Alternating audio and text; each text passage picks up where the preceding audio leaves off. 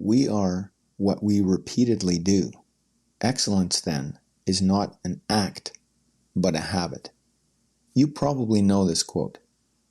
It gets attributed to Aristotle everywhere. It's on posters, in commencement speeches, in LinkedIn headers. But Aristotle never said it. The line comes from Will Durant's 1926 book, The Story of Philosophy, where Durant was paraphrasing Aristotle's Nicomachean Ethics, not translating it. The paraphrase caught on, but the real Aristotle is more interesting and stranger than the bumper sticker version.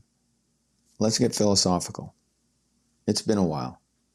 Hey there, it's me, Core, and you're listening to Exercising Consistency, from fitness to flourishing.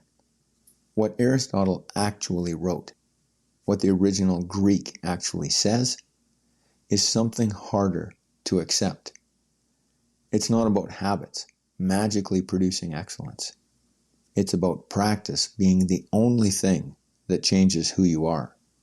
In Book 2 of the Nicomachean Ethics, Aristotle makes a claim that flips our modern obsession with theory and information on its head. We become just, he says, by doing just acts. We become temperate by doing temperate acts. We become brave by doing brave acts. The virtue does not precede the action. The action produces the virtue. This is not intuitive. We tend to think the order runs the other way. First, we introduce what justice is, then we commit to it, then we act accordingly. Aristotle says, no. You do not know your way into a new character. You act your way into it. Actions are called just and temperate when they are such as the just or the temperate man would do, he writes. But it is not the man who does these that is just and temperate, but the man who also does them as just and temperate men do them. He is drawing a line between someone who performs a good act once and someone who has so internalized the pattern that the act flows from who they are. The only bridge between those two states is repetition, practice. Aristotle phrases his core idea like this: good and beautiful things are acquired by habituation, by doing them over and over until they become automatic.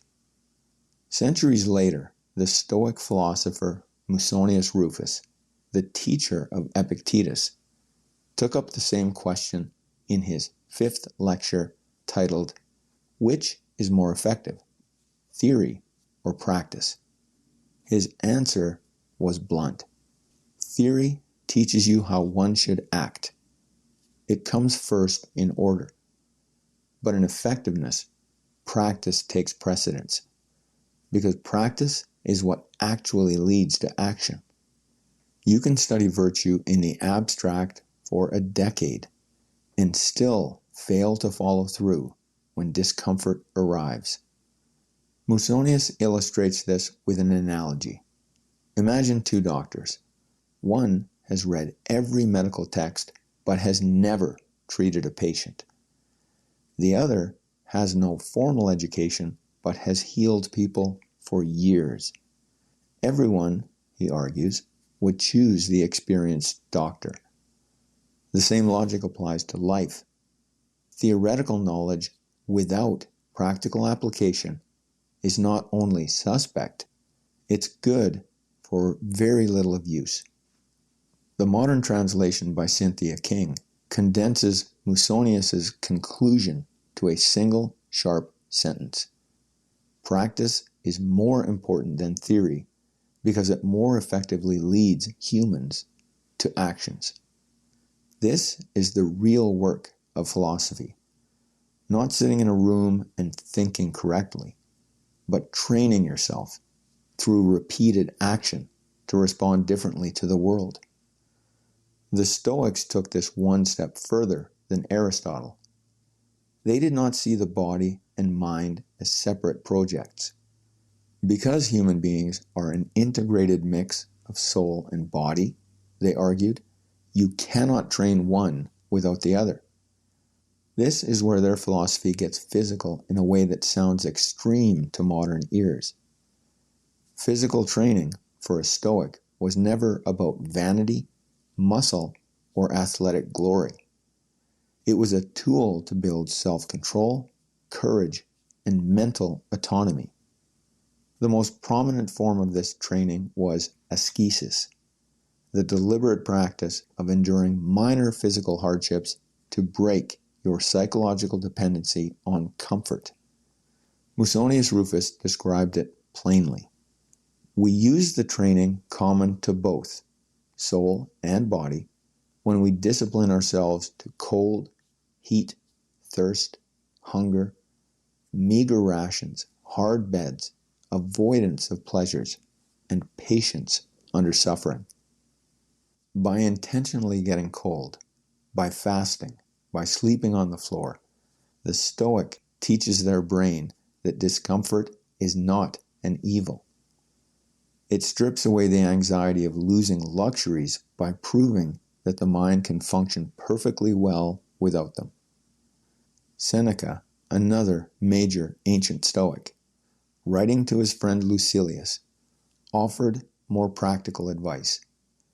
He criticized the vanity-driven bodybuilders who spent all day exhausting themselves at the gym, arguing it dulled the intellect. Instead, he recommended short, functional exercises, running, jumping, lifting weights, done quickly so you can return rapidly from the body to the mind. Seneca's rule for physical training was simple. The body should be treated rigorously, that it may not be disobedient to the mind. Musonius made the case even more directly. You cannot practice justice, courage, or help your community if your physical vessel is neglected or frail. The body must be prepared to execute what the mind commands. The philosopher's body also must be well prepared for work, he said, because often virtues use it as a necessary tool for the activities of life. This is why the ancient Stoics were often highly active people. Cleanthes, the second head of the Stoic school after the founder Zeno, was a boxer. Chrysippus, the third head of the school, was a long-distance runner. Marcus Aurelius regularly practiced wrestling and hunting to maintain the physical capacity required to govern an empire. They were not athletes in the modern sense. They were people who understood that the body is the instrument through which virtue gets expressed. The practical takeaway from both Aristotle and the Stoics is not complicated. It's demanding, yet simple. Keep your workouts brief. Push hard enough to maintain health, but do not exhaust yourself to the point you cannot think or study. Train for mental endurance and self-mastery, not for aesthetics or external validation. And deliberately inject small physical challenges into your routine. Cold exposure, skipped meals, hard beds, to decouple your happiness from your comfort. The goal is not to become tough. The goal is to become someone who can remain consistent with their principles and values when life circumstances prove less than supportive. You cannot think your way into that person. You cannot read your way in. And you can't intend your way in. You must put in the reps. You must practice. When you're ready to exercise consistency and become the person who follows through, start day one inside the ACT Score Challenge. Stack the days and practice the reps that reshape your identity. That's it for today. Catch you next time.